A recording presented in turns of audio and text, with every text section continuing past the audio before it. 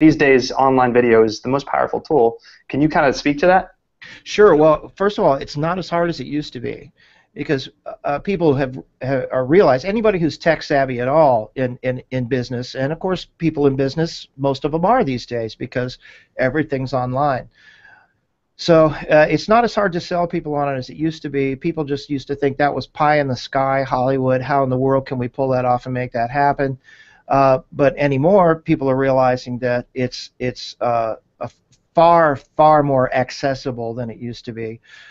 There are guys like me, much younger guys like me, like yourself, who have the tools and have the talent to be able to pull the, and once you can just show people what it is you've done, as long as you're hitting all the right buttons and your work is impressive, it's not hard for other people to visualize what you can do for them. And they may have some harebrained ideas about what they want to do. If you watch so many commercials on television today, local commercials, they're so bad. They're so bad. I agree entirely. Oh my God. So much more can be done. I mean, even in a simple shoot where you've got a great idea, if you know how to execute it, you know how to pull it off, you can really impress the heck out of people, man. That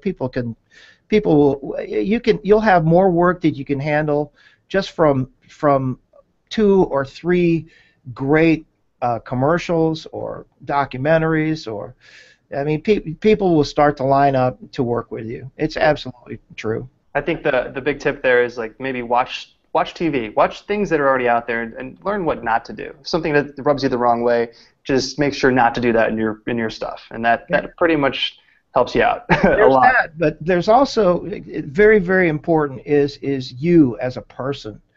You've got to be an affable, easygoing, agreeable. Yes, I can do that. Yes, I can make it happen. You also have to be a director. You have to learn how to get the best performances out of people without making them cry. Which, I've learned how to do that pretty much.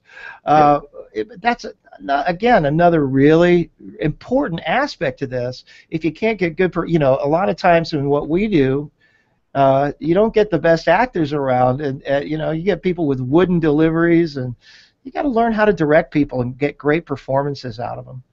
Correct, and that's exactly why I got into this, to tell people basically how to feel. Because at the end of the day, it's not about anyone on set; it's about the viewer, and the viewer is going to be the one that gauges and judges and critiques you. So, guys, please like this if you liked our conversation today.